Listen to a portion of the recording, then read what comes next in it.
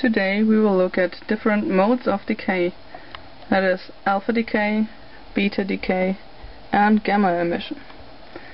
We will use americium-241 for this, which is an alpha emitter, and we will also look at different decay energies. You can see americium-241's alpha particle has an energy of 5,637 kiloelectron-volts.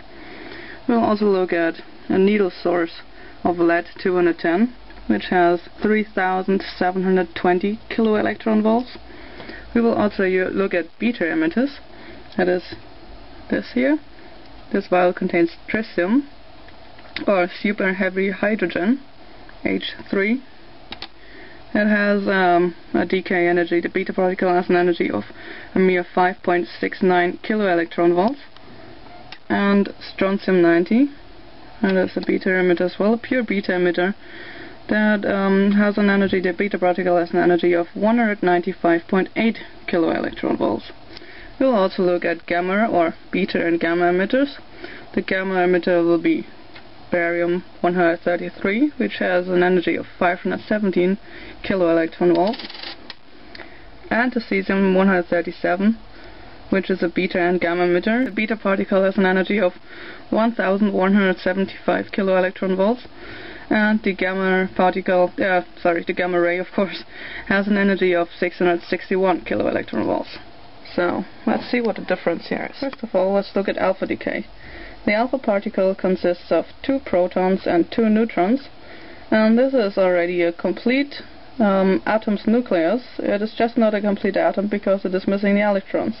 As you probably know, the atom wants to be in an electrically neutral state, so for the 2 protons it will have to capture 2 electrons to be a complete and non-excited atom.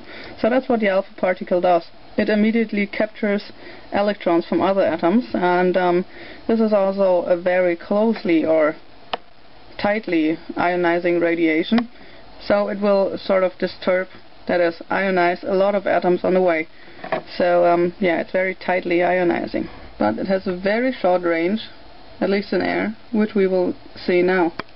Regarding the range in air, here's americium-241. And as you can see, if I hold it very close in front of the Geiger-Müller tube, that will produce a very high reading. That will even make the tube overflow. If I move it away, you can see how the radiation reading decreases drastically. If I come closer again,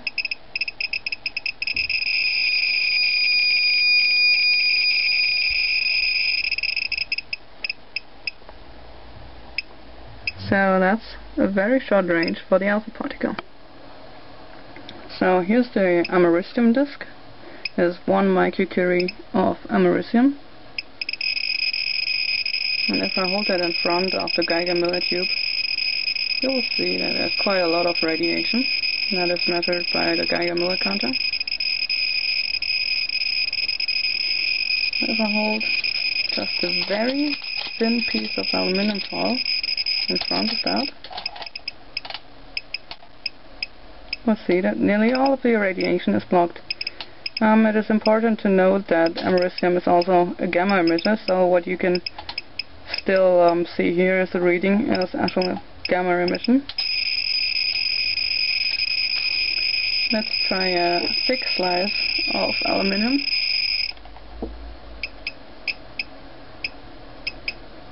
And you can see that there's still about the same reading as with a very thin slice of aluminum. That is because of the pretty energetic gamma rays, as I said. We'll try a very thick slice of lead. And as you can see, it actually blocks a lot of the rest of the rays.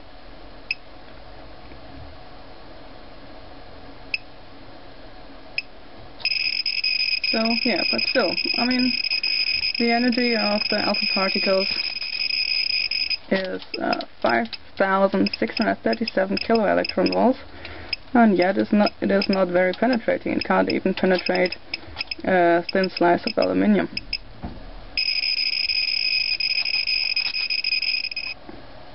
Now, if we have a look at the lead-210, it is much less in activity. It is just 0.01 microcurie compared to 1 microcurie of the americium.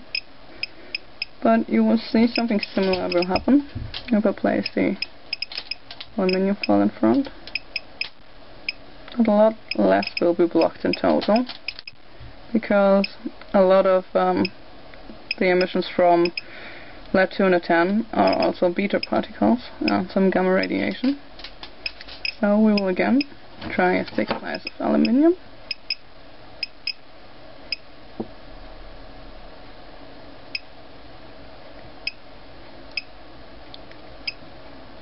And you can see that much more of the radiation gets blocked. So it must either be pretty weak gammas or betas. If I use my lead again,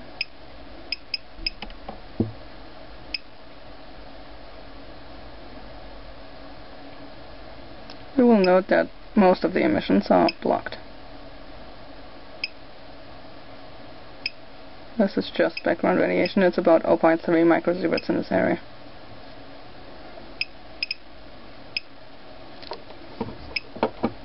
Now let's have a look at the beta decay.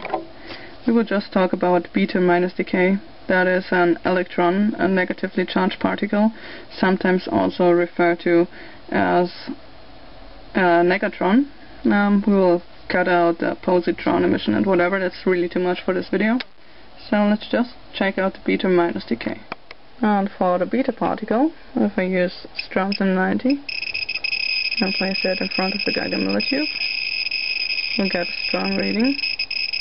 We will still get a strong reading if we are further away from it. Not as much, of course, because the radiation scatters as well. It's not a straight beam that hits the gallium millitube. But you can see we can still get a reading from further away. Well, we can't do this with the very short ranged alpha particles.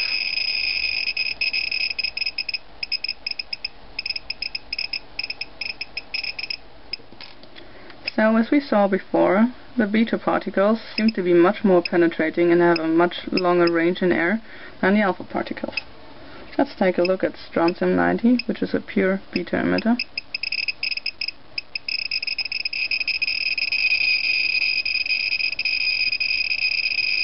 And as you can see, we get quite a high reading.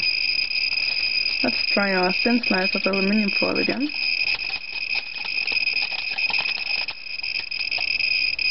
And as you can see, that does nothing. It doesn't block anything. That's because all the emissions from strontium-90 are actually 195 kiloelectron volts beta particles. Let's try a slightly thicker aluminium sheet. And you can see that does something. Does not block all of them, but a lot.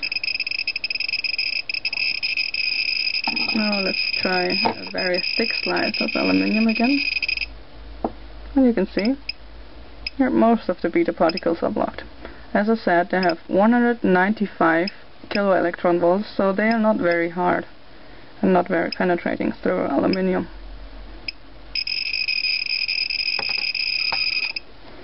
But now let's look at tritium.